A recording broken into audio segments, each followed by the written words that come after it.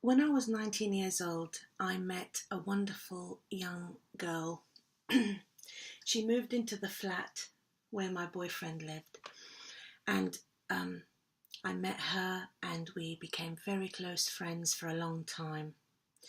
I'm about to turn 50, and my goodness, so much has happened over the years. And she's going to be taking me out to lunch to celebrate my 50th birthday, which is due next week. I'd like you to get ready with me for our nice lunch. She's going to take me to a really lovely pub. The pub is actually called The Poet, and it's out in the sticks somewhere. And she's going to treat me to lunch, and we're going to catch up and talk about so many things that have happened over the years. I've had a lovely shower, and I'm going to have some nice moisturiser. My skin feels really quite dry. You know, this Pond's was passed down to me from a family member, and she used it for years and really, swore by it, said it was definitely the best thing she'd ever tried. I think going through my 40s and coming to the start of my 50s, I have felt that my skin has changed. It's become a little bit more dry, and as you can see, I've just had a shower and my hair is in its natural ringlets, and this is how it will go. Now, I used to have really thick hair and it used to sort of cascade like that, but it's become really fine over the years.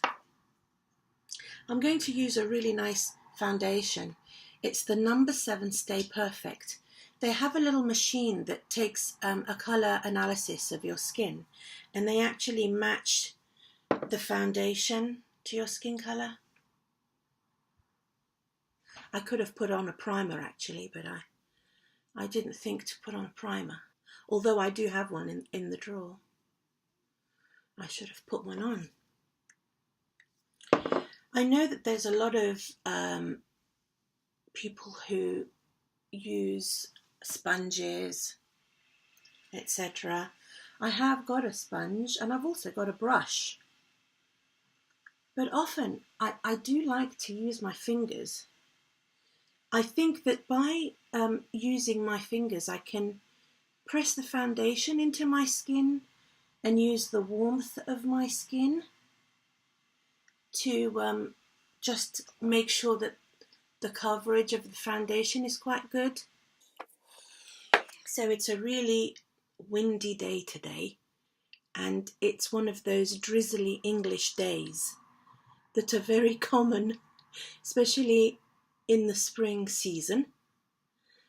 I'm going to try and turn you around just to show you just what the weather's actually like out there. You can see the sky is really grey.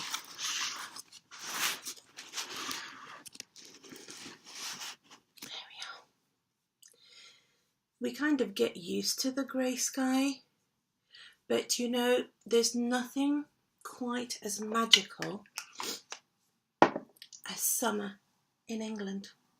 When the sun is actually out, it's just absolutely magical. There are lots of daffodils out, the tulips are coming out now. It's lovely. I'm currently using the Rimmel Match Perfect Concealer. It comes in a tube, but it's got a brush onto it, and I squeeze the tube and just dab it into the areas that I want that extra coverage. I do tend to have quite a lot of dark circles around my eyes, actually, and not only under my eyes, but on the actual eyelid itself. And there is some pigmentation which makes it look like I've got a bit of eyeshadow coming up onto the eye socket, and I want to get rid of that because I want my choice of eyeshadow to be the thing there rather than the actual pigmentation of the skin. I hope I'm not putting on too much. There's nothing worse than that feeling of being absolutely caked in makeup. This really ancient palette, it's from the Body Shop. I find Body Shop stuff I love the colour varieties. I love the amazing colours of MAC. I love Christian Dior colour palettes and eyeshadows. But really, you're coming along really for a lunch with my friends. So I'm just going to use what I've got and what I would be using anyway. Likewise with these brushes. I mean, yes, okay, I need to replace my brushes, that's for sure. And I could also do with giving them a good wash. However, for the time being, I'm going to just get on with what I've got. Rimmel. It's in every supermarket. So this is just a sort of a lighter colour. It's the lightest colour here. I'm going for this one. And I'm just sort of putting a little base down. And I'm using this flat, broad brush to put a base down all over my lower lid. I absolutely love this colour.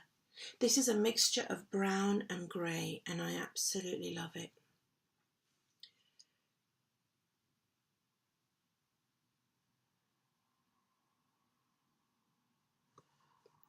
I put some into the outer corners, and I do like to use this colour properly. You know, I think it's really nice when you can see the proper product on the skin, rather than using so little that you can't appreciate the beauty of the colour. And there are so many beautiful, well thought out colours.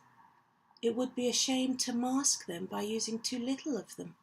And there's a finer tip on the other side, and I use that to just go in a little closer to the lashes to just intensify that colour a little.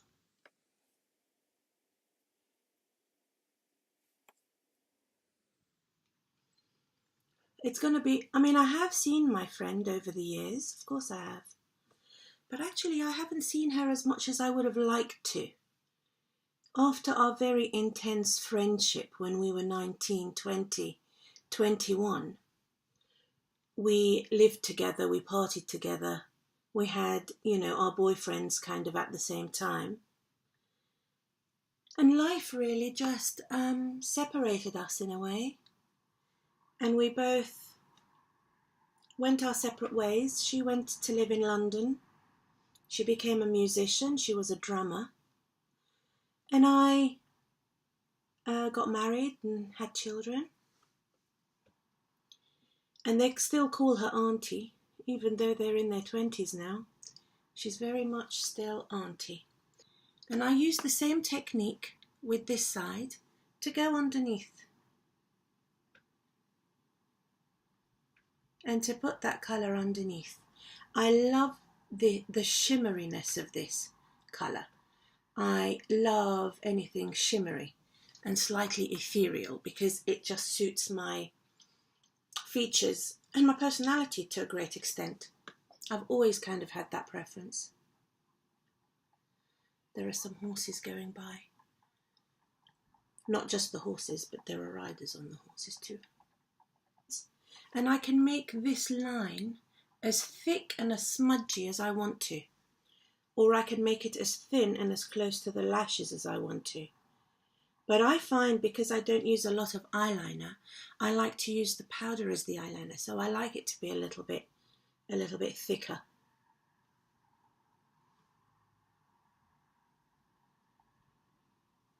Can you hear the wind? I can really hear the wind. It's amazing. So there you have it. That's the base of my eye colour. I'm going to use some highlighter. I've seen a lot of people using products on their eyebrows first. So they kind of do their eyebrows and then they do their foundation. Now this is kind of a new thing. I'm going to go for a little bit of this gold first, because I love to see the light catch that part of the skin of the eye. I put it really underneath the brow and I just work it in a little. I don't go too far out, because now that I've got those creases, there's nothing worse than seeing the highlighting colour in those creases. I don't want that. I don't want to accentuate them, so I kind of just stop where they start, but it's still very much there. It's well worked into the skin, so that's not going anywhere. And I'll do the other side. So when I was growing up, when I started using makeup in the 80s, no, there wasn't any of this business of doing your brows. I mean, at that time, in the 80s, I'm just going to go in a little bit more with the highlighter, and a sort of 90s, you know, bushy eyebrows were really all the rage. And then it was very fashionable to have really thin arched eyebrows, you know, the plucked look. That started when hair needed to be really, really straight too. So over the last couple of years, I've been using a little bit of the serum on my eyelashes, you know, like Revitalash, that sort of thing. And it has made my eyelashes grow a little bit bigger, which I'm really pleased about. Longer, I mean, because they were incredibly stubby. So I've got just an ordinary mascara. I mean, this makeup couldn't be any more ordinary if it tried. And I think sometimes, you know, it's not the makeup you've got, it's how you use it that counts. If it works for you, even if it's cheap or indeed expensive, that's the main thing, is that it works for you. So I'm putting the mascara on all over. I do have false eyelashes. I've got full lashes and individual lashes, but on this occasion I'm not going to wear anything like that. Okay, I'm going to work on my eyebrows next. Avon, it's called a brow definer. It's one of those that opens up like this. It's really quite just a dark blonde colour. And gosh, the wind is really whipping up out there. I hope my hair's going to stay on. I just brush my eyebrows a little to get them to be their natural shape, and then I can see what I'm working with. And just with short strokes, I kind of fill in. So if I've overplucked, which I have down here, I fill in with this dark blonde. It's lighter than my natural eyebrow colour, but it's not too harsh. The effect is soft and natural looking, but I think quite well groomed. And you can add quite a bit of width to your eyebrow. So if you compare the two, it's soft. It's really nice and soft. I'll do the same on this side. Really, when you're getting a little bit older and going into your 50s, you don't want a lot of harsh lines on your face. You want quite a nice, soft, cohesive look, even though I believe that there's quite a lot of colour on there. I'm going to use this number 7 foundation blusher. Just a natural pink glow. That's all I need. It's incredible how this colour goes with any lipstick colour I've got. Even though it is actually pink, it's quite close to the natural colour of your cheeks anyway. I add a little bit up here. I usually use a lip brush to apply my lipstick, but it's in my handbag currently.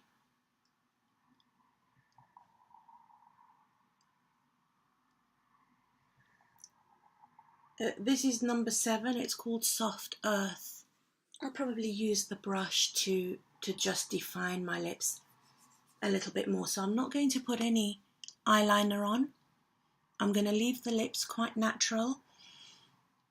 I can get away with wearing lipstick when I'm wearing a dark wig.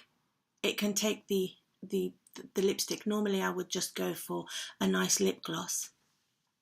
Now I've got the business here of the white hairs. So this is the Instant Root Concealer Powder, and it's well worth it because the ear flap things of the wig tend to finish around there, and you've got all of this that is exposed. So I'm going to just get a little bit of darkness on there. You have to be so careful with this stuff.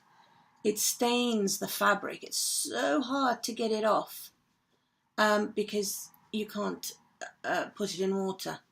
But if it goes onto your clothes, you can actually wash them and it'll come out. You don't have to go too dark or be really concerned with the very, very base of the root, because, you know, women tend to go white or silver in this area. So if you've got a little bit of silver fluff there, it doesn't really matter.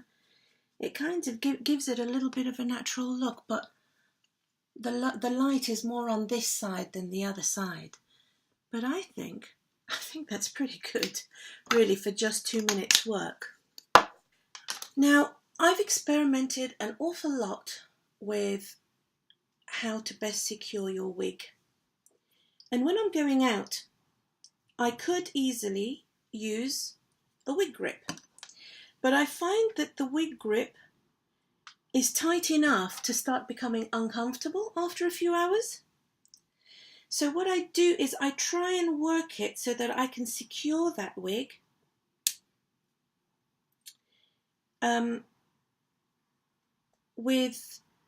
with hair clips. So I'm not going to put my wig grip on, but I am going to use this. This is the British version of It Stays. And the typical British, it says gentle roll-on sock glue. And that's what it's actually called, sock glue. So you have It Stays, we have sock glue. I like to apply it with a brush because I don't want too much on. So I push this roll-on thing, I just push it to get to the product. And I scoop it up like that. And then I just apply it where I want it to be. And I want it to be quite close to the hairline. Now it stays tacky for quite a while, so I do have time before I need to get my wig on. And I make sure that I put enough but not too much. Now bear in mind that when you have your lace front in this area, this product is actually quite shiny. So it looks like you're kind of perspiring in your hairline, but we'll see how we go. I've decided I'm going to wear Mila today. She's my favourite.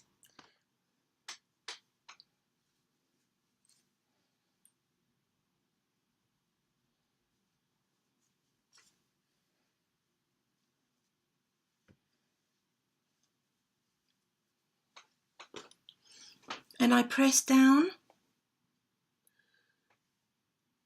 on the tackiness of the glue. I press down with the edge of the brush. I make sure that it's well covered. Now, as it starts to dry, I'll be able to see if there are any parts on the lace that are not stuck down properly.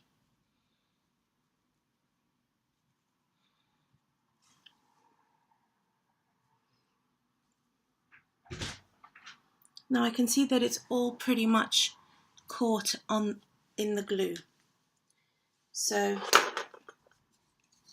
I'll just brush out these little hairs that might be caught underneath the lace. Brush them out with my comb.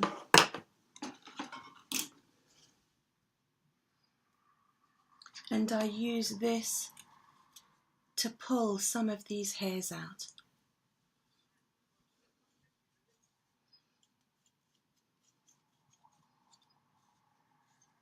I'm using these clips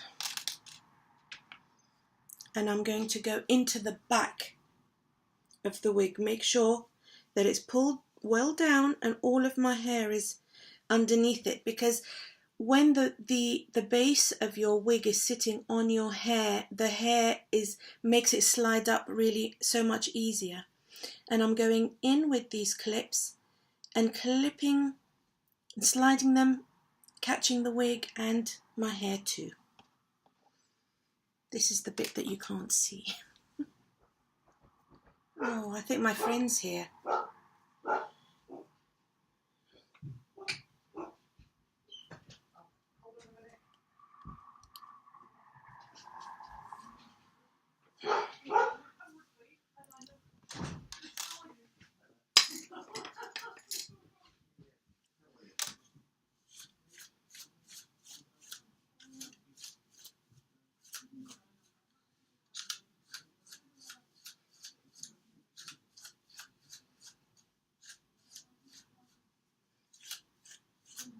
I can hear her downstairs. She's just arrived.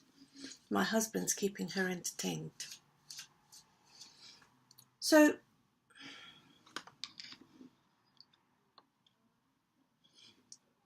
not too bad. That's what I think.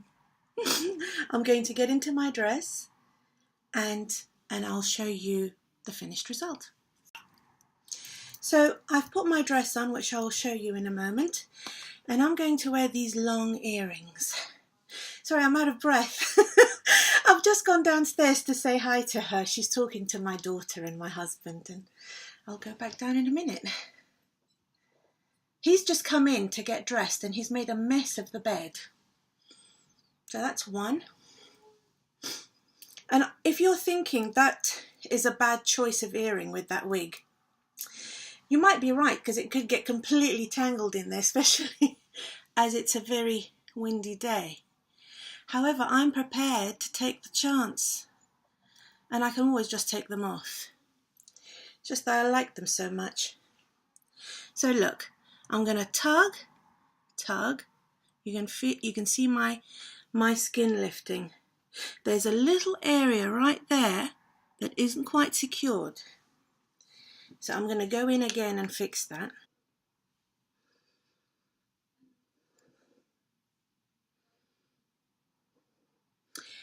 A word to the wise, a word of warning about this product. Don't rely on it if you're going somewhere where you're going to get hot and sweaty, because it's water soluble and it'll come straight off with your sweat.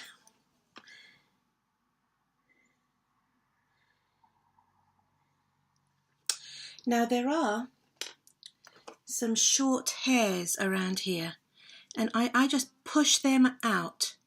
Really, this is my way of creating permatease with my own hair. So these little hairs here, I just push them out and they kind of just sit there, and they really disguise the I'll do them on the other side in a minute where there's more light. They disguise where your wig meets your natural hair, and I'll do them on this side.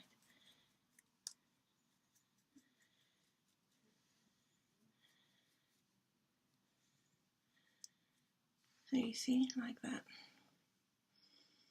So once this over hair is hanging down, even if the wind blows, you can't really see anything. Because I'm not altogether sure about this wig staying on, I'm going to take my wig grip with me. It looks like that. If I'm feeling that I'm in danger of having the whole thing come off my head, I'm going to go into the ladies' toilet and use this. So now I'm just going to show you my finished look for the day. This is my dress. It's got a slit at the front of it. I was going to wear some just heeled shoes, but I've got these boots on. So come on. Let's go and get a 50th birthday lunch.